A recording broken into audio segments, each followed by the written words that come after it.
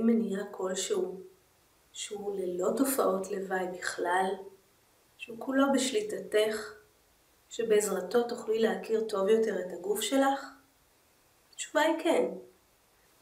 השיטה המשולבת למעקב פוריות.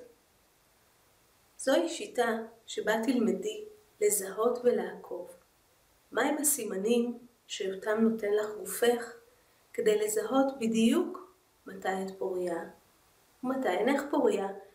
תוכלי להשתמש בידע הזה כדי למנוע הריון או להשיגו בכל עת שתרצי. איך זה עובד?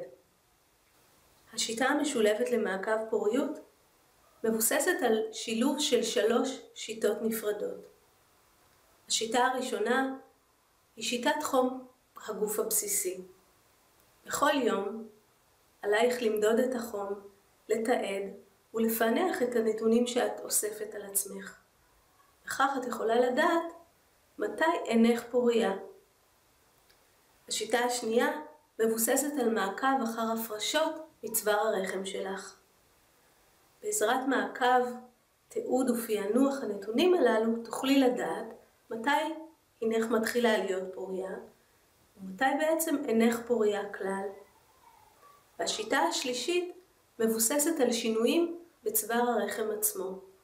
מעקב, תיעוד ופענוח של כל הנתונים הללו יסייעו לך בקביעה יומיומית של מצב פוריותך. מעבר לנתונים של פוריות או אי פוריות, תלמדי להכיר את הגוף שלך, להבחן את הסימנים שלו, ולהיות קשובה לכל שינוי ונתון, ובאמצעות המידע הזה תוכלי לתעל תחומים שונים ורבים של חייך.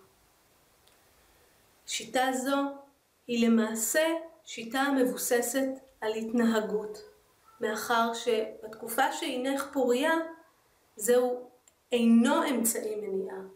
בתקופה זו, אם תבחרי לקיים יחסי מין, תצטרכי להשתמש באמצעי מניעה כלשהו.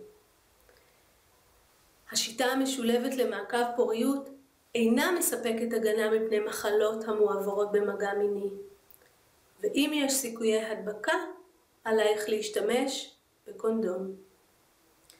כמו כן, סרטון זה אינו מהווה סרטון הדרכה לשימוש בשיטה המשולבת למעקב פוריות. תוכלי ללמוד זאת באמצעות ספרות או באינטרנט, או לבוא לאחד הקורסים המתנהלים ברחבי הארץ. את מוזמנת להיות איתנו בקשר לפרטים נוספים.